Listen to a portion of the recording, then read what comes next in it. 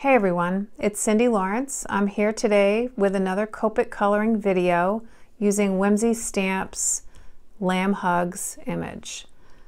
I'm going to be coloring using the E00 on her skin as the light highlight color. So I'm going to color all over her face with that. Nice light color there to start with, and then I'm going to use E11 as my mid-tone. And I'm lightly flicking that color, paying attention to all the little curves in her face and the shadows created by the brim of her hat. And E33 is our shadow color, so I'm going to put a little less of that color down. It's pretty dark, so it's a big difference from that to the E00. And then the E11 I'm using to blend out the E33.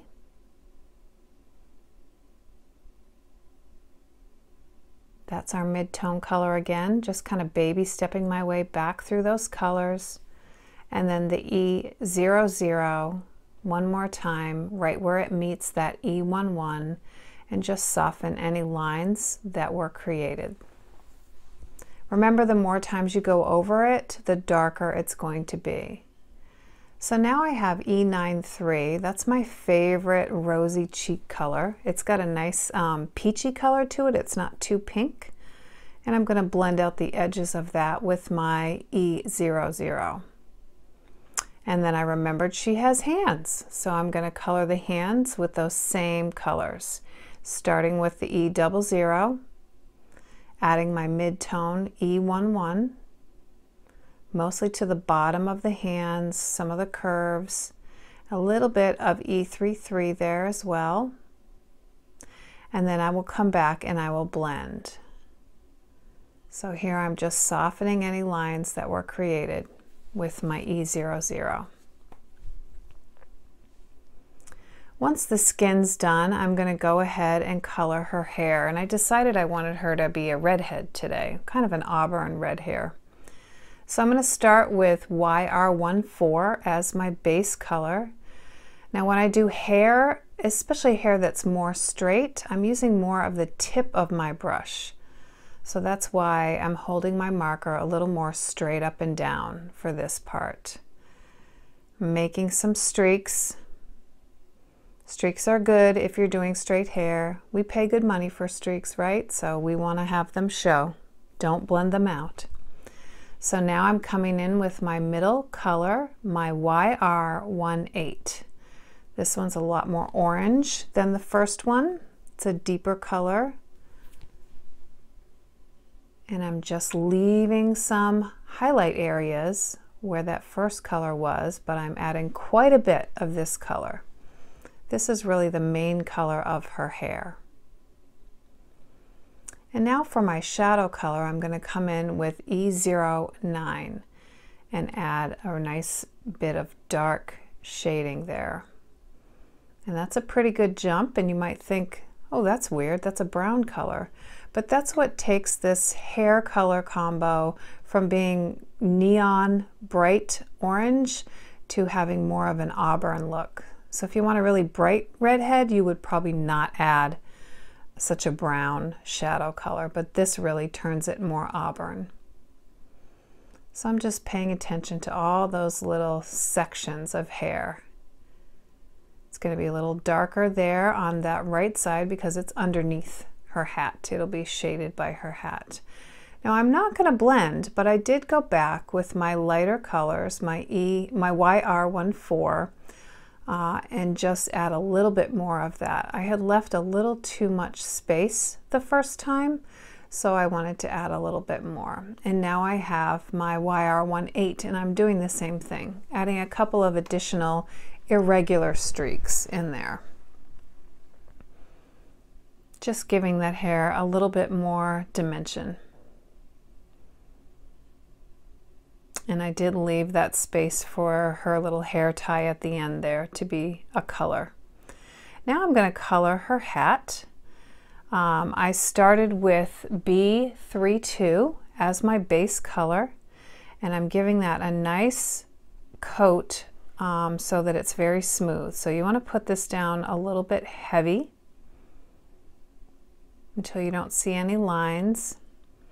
And then I'm going to come in with my B34 and start making some of those little wrinkle areas or some of the folds that you might see in her hat. Adding in some shading. Trying to be careful to stay inside the lines. I'm calling this video the wing it video because I did not plan out what I was going to do before I started creating the video. I just said, let's do it. Let's just color it and see what happens. So I've added my B34 in there, and now I'm going to add B37, which is quite a dark color. I kind of mapped out where the wrinkles would be with my lighter one, my B34, and the B37 is being added now that I'm confident in where I'm going to put them. And then I'll come back, baby stepping my way backwards to the B34, and I'm going to blend that color out a little bit. And I want to take away all those nice dark areas, but I do want to blend them out, kind of pull it out into more of the hat. Remember, the middle color is the color your object actually is, so there should be a lot of that B34. And then I'm coming back with B32, and I'm just going to do a quick blend here to get rid of any places where there are hard lines that I don't want to have. Because this hat is a soft object, it's not shiny, it's not hard, I'm not going to leave any white areas, and I don't want to leave any hard lines either. Now I decided to color her pants in that same color combo because it's kind of a nice denim combo.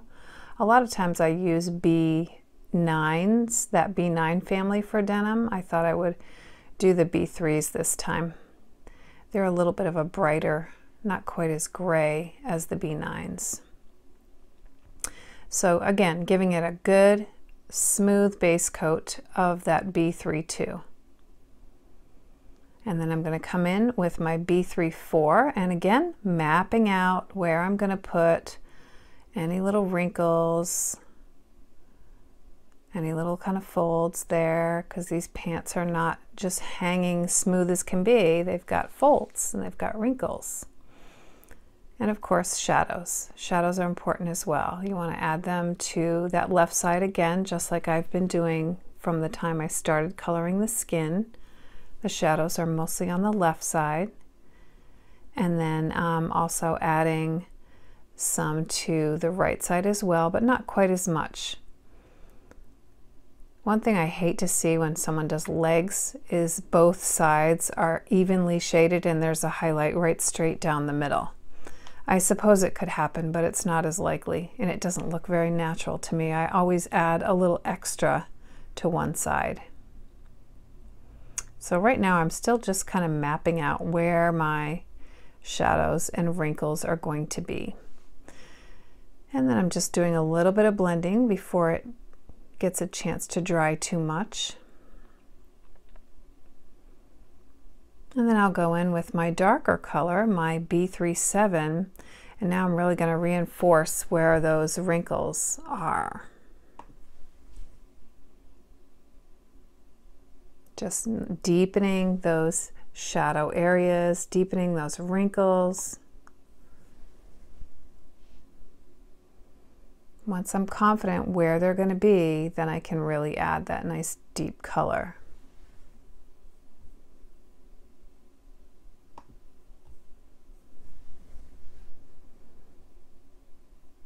And you can see how much darker it is. So it is a little scary to put that color down at first.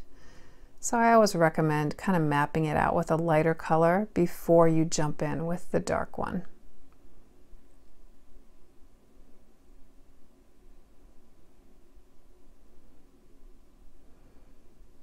Once I'm happy with where these wrinkles are going to be, I'm going to come back with my B34 and just really pull that color out further into the pants, further into the image. and just smooth out those heavy lines so it will have a nice soft transition, dark, mid-tone, light. So often we go too far with one color or another and we end up just seeing two colors. I like to have at least 3 shades in there. And now I've got my B32 and I'm going to do some more blending and just softening the edges where it meets the B34. Remember, if you go over the dark too much with this light color, you're going to take away all of your shading. And I might have gone over it a bit much this last time that I colored here. So I ended up going back and forth a couple of times with my dark, mid-tone, and light.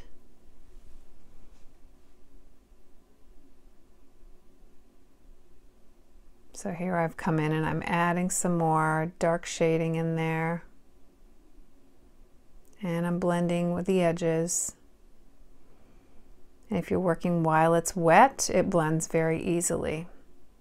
Keep in mind too that it will continue to blend as it dries. So sometimes we need to pull our marker off the paper and just wait a second and watch what it does.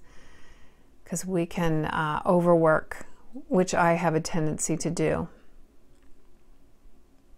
So see, here I am going back in with my dark one time and adding a little more, crisping up those shadows one more time, and then blending it out a little bit. All right, the next thing I'm going to do is use a little piece of denim, a fine mister, and then some colorless blender to create some texture on the denim. Now normally I would not color the face and hair before I did this, but since I was winging it today and I didn't decide to do this until after, I went ahead and did the technique after my hair was already colored. I was just careful not to get it on there. So what did I do? I spritzed the colorless blender onto the denim, probably 4 or 5 times, and then pressed it down onto my image, and it created wonderful denim texture. It's a little difficult to see right here, but once you see the finished card at the end of the video, you'll be able to see it very clearly. It's a really fun and easy technique you could do with lots of different types of materials. All right, so now I'm going to move on to her sweatshirt, whatever you want to call that. And I'm doing it in greens, so I'm using a very pale green G40. This is one color family I really, really love, these G4s. So I've colored the whole thing in with the lightest green, and now I'm going to use my G43 as my mid-tone. Once again, paying attention to some of those wrinkles. This is not a smooth sweatshirt. She's got some wrinkles in there, some folds, and also paying attention to where the shadows might fall. A lot on the left side, like I've been doing with the rest of the image, and also shading in those little nooks and crannies where maybe the lamb's head is causing a shadow or her arm is causing a shadow. So I'm really looking at her as a 3D object and not just a flat picture. So the final color I'm going to use on her shirt is G46. Oh no, you know what? I thought I picked up the G46, but it was actually G94. So I jumped out of that color family entirely, but it actually works really well. The G94 is not quite as dark as the G46 is, but it's a little bit grayer. So it actually works really nicely. A grayer shadow is spot on. Nothing wrong with that at all. So here I'm blending. I'm just pulling in the color with my mid-tone. I've gone back to my G43 and I'm just blending. I always do back and forth a couple of times. I try to do a little less the first time, and then once I'm confident and happy with it, I'll come back and add a little more in afterwards. It's really easy to go too far when you're blending, and then you lose all your highlight. So be careful not to lose your highlight as you're adding these darker shades in there. So I'm adding some little wrinkles to the cuffs, some shading to the cuffs as well, deepening the shadows with my darkest color, which is the G94. And just really increasing the depth of those little wrinkles, giving them a lot more contrast. And then I will go back and blend. I should mention, a lot of people ask me why I color so often with both caps off. Right here I have both caps, the back cap on, but I do often pull off the back cap when I'm coloring, and that's because our markers often will blob onto your work if they're super juicy. And I'm never really sure which one's going to be juicy, so I tend to often just take both caps off. That equalizes the pressure in your marker and keeps it from blobbing on your paper. It always happens with a dark color after you've done 90% of your image, and you know it would go like right on the face. So it would be very upsetting. So right now I just colored in the little patch on her elbow with those same denim colors. And I just decided to do her lips. So I started with E93 and then I use R22 as her lip color. It's a little more natural with just a hint of pink. So now to color our little lamb. He's mostly white, or she is mostly white. So I started with W1 in the shadow areas and some of her fluffy areas there. I've added just little bitty curlicues and then some shading.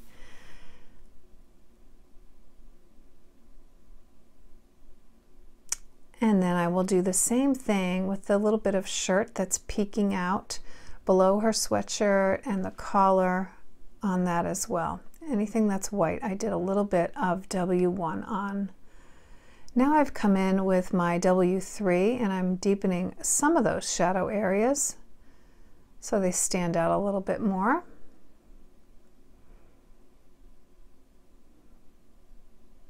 And again, really paying attention to that left side with my shading.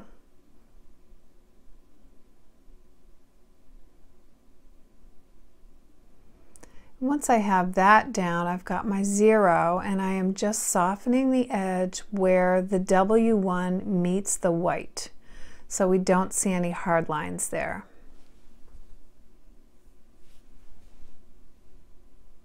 Just a quick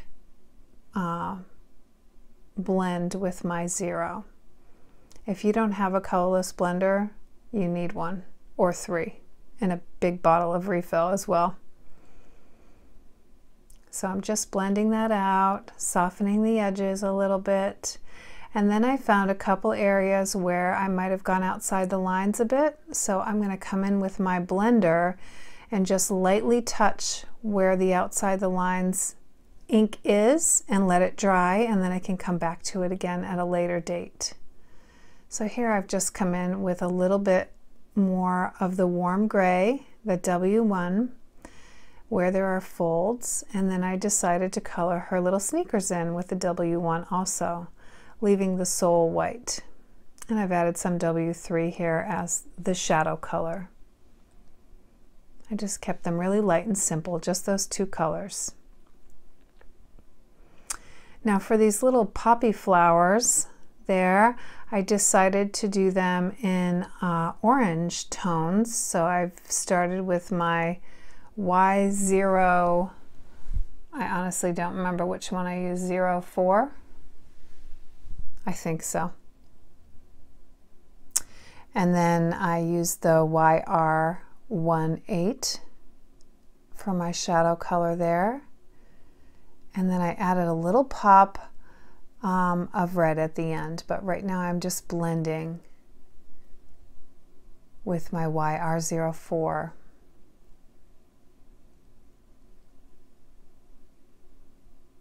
So yeah, I did a little bit of R29. Just that tiny bit of red there just changes the look of those flowers, so they have that pretty kind of fiery orange and red tone. And I'm just lightly blending with that YR04. Nothing too fancy, it's a very small area, but you know I can't just do one color. All right, so then I remembered that she had that little hair tie, so I did that in the greens to match her sweatshirt. And then I'm going to do the little lamb feet with some darker W's. I started with W3 and then adding a little bit of W5 to the shadow areas of that. And then I'm blending. Next up, I'm going to do the grass with the same greens I did on the sweatshirt. I could choose different greens, but I just really like the 3 tones that I'm seeing here on this image, so I kind of stuck with the greens, the blues, and the oranges for this. It just makes it look very calm and restful, and it doesn't have too many colors for your eyes to look at. So I've also added some G94. It's that dark green color in there as my shadow color on the leaves and the stems and the grass. Just very simple there. I also decided to color the ground beneath her feet with that same green family, just using the G40, the lightest green, giving them something to stand on. Just a simple swish of color at the bottom there, and then I blend the edges out where it meets the white with my 0, my colorless blender. My final touch here is to do some sky on this one, and I chose to do B quadruple 0. This is the marker that I started with. On this side of the image, I'm showing you one way that you can add the sky to your background, and that is to flick it out from the edge of your image using the side of your brush as much as possible, and then to come in with your colorless blender and flick towards the color that you just put down and soften the edge. The other way that I often do this is to start with my colorless blender, like I'm doing here, putting it on, pre-soaking the paper a little bit away from the image, and then using my color and flicking into the colorless blender. And that will automatically fade that ink out into white. So that's a really easy, foolproof way to do a sky background. And that little spot right there that I did a little extra on, I pulled a little bit of her hair color out into the sky and I had to fix it. So that's a good tip, is maybe do your sky before your image if you're going to use reds or oranges that are harder to clean up afterwards. So here I am just coming back with my colorless blender one more time, and then I decided it wasn't dark enough. That sky background really didn't do it for me, so I came in with B00 and added a little bit more of that because I wanted it to pop just a little bit back there. It's such a pretty image, and it just needs a nice pop of that pretty blue in the background, which is a lovely contrast to her hair and a beautiful complement to the rest of the image. Then I will come in with my oops, I grabbed the wrong one there. My B quadruple 0, and I will just blend out that B00, softening those edges. And then I'll come back with my colorless blender afterwards and just blend that out into the white. I don't normally go over my sky multiple times, but I did this time because the initial color that I chose was lighter than I preferred. One final blend with the colorless blender and she's done. I hope you've enjoyed today's video. I hope you got some good tips. If you have questions or comments, leave them down below. Thank you so much for watching and have a wonderful day.